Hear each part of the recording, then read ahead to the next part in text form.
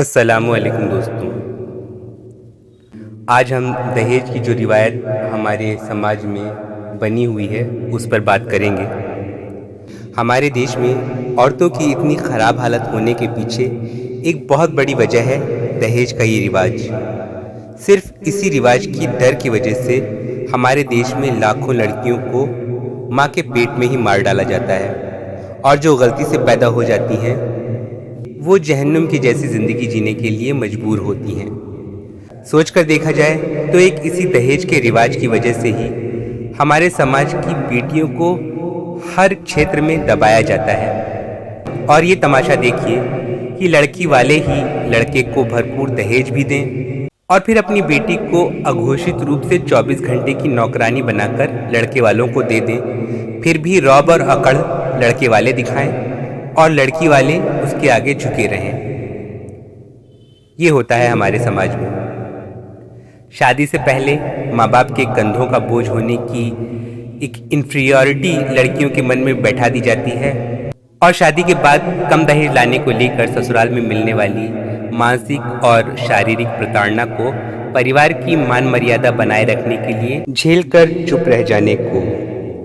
लड़की पर ही हर ओर से हर तरफ से दबाव डाला जाता है। ये हालत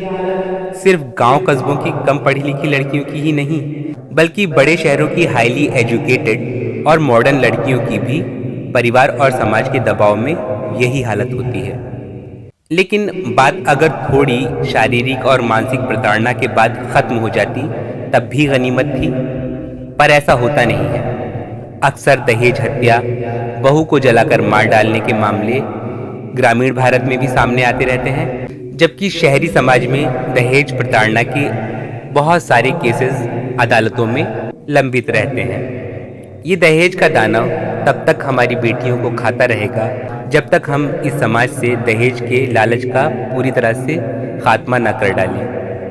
वैसे तो इस्लाम में दहेज प्रथा नहीं है, पर भारतीय मुस्लिमों की बेहद बुरी आदत है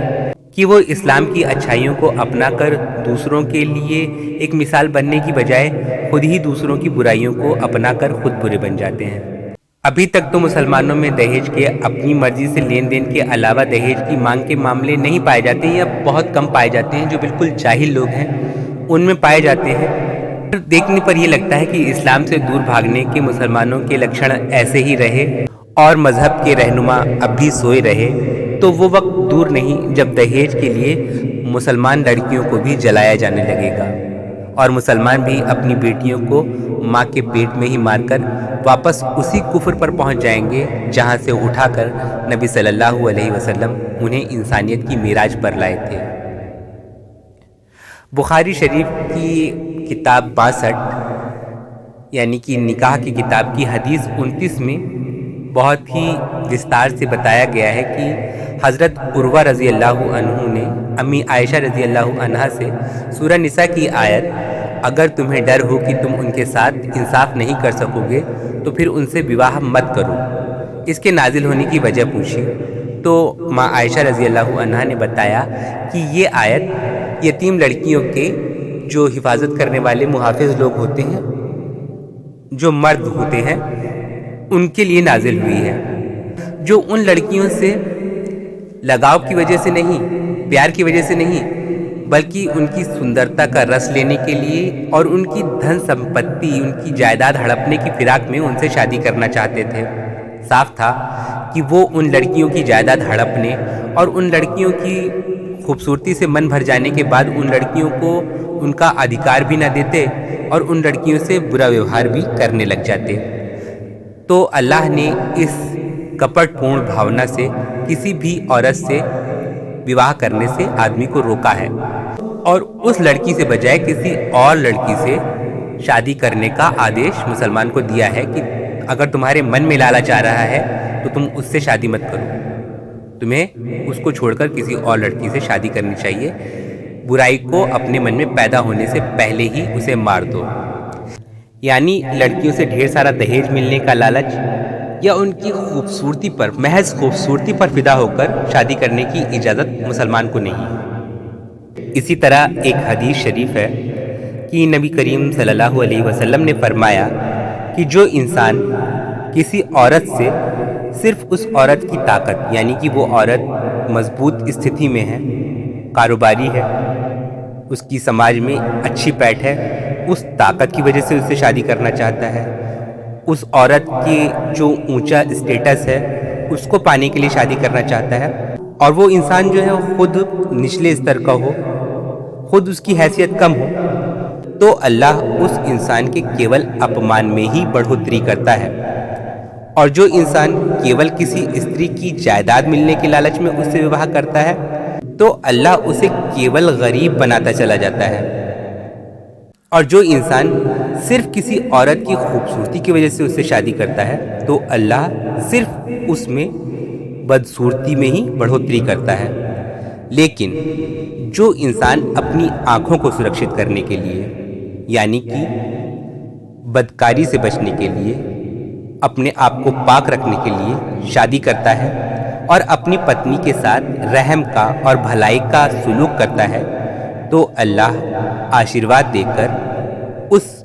लड़की को, मतलब उस बीवी को, अपने मियाँ के लिए शुभकारी बना देता है और उस मर्द को अपनी बीवी के लिए शुभकारी बना देता है। यानी कि उस औरत के साथ से उस मर्द की भलाई होती है, उस मर्द के रोज़ी रोटी और उसकी हैसियत में बरकत आती है, और इसी तरह उस मर्द की वजह से उस औरत की हैसियत में बरकत आती है, उस औरत की स्टेटस में बढ़ोतरी होती है। यहाँ भी साफ है कि दहेज या किसी दूसरे लालच में किसी लड़की से शादी करने को इस्लाम में कोई अच्छी चीज़ नहीं माना गया, उसे मना किया गया है। और सिर्फ भलाई और सदाचार पर कायम रहने के लिए विवाह करने को इस्लाम में प्रोत्साहित किया गया है, जिससे दहेज, अपराध जैसी या भ्रूण हत्या जैसी कोई चीज़ समाज में पनप ही न सके। तो इस्लाम हमें हर मकाम पर, हर मैदान में अच्छी तालीमात देता है।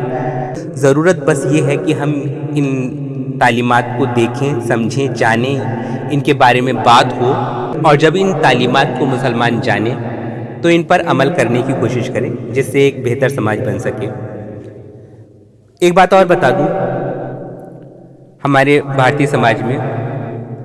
दहेज की रस्म किसी बुराई के तहत नहीं शुरू हुई थी, क्योंकि यहाँ पर बेटियों को जायदाद में, पिता की जायदाद में हिस्सा देने का रिवाज नहीं था। इसलिए बाप मोहब्बत से अपनी बेटी को सारे के सारे गिफ्ट, गृहस्थी का सारा सामान इसलिए देता था कि मेरी बेटी का जो मेरी जायदाद में हिस्सा है वो मैं उसके घर पहुंचा दूं। इस नेक नियत से ये रिवाज शुरू हुआ था, लेकिन धीरे धीरे वो रिवाज जो है वो एक बुराई में बदलता चला गया, और ससुराल वाले बेटी के दहेज पर अपना हक समझने लगे, मांगने लगे, छीनने लगे, सताने लगे। तो इसलिए इस्लाम की व्यवस्था बहुत अच्छी है कि बेटी को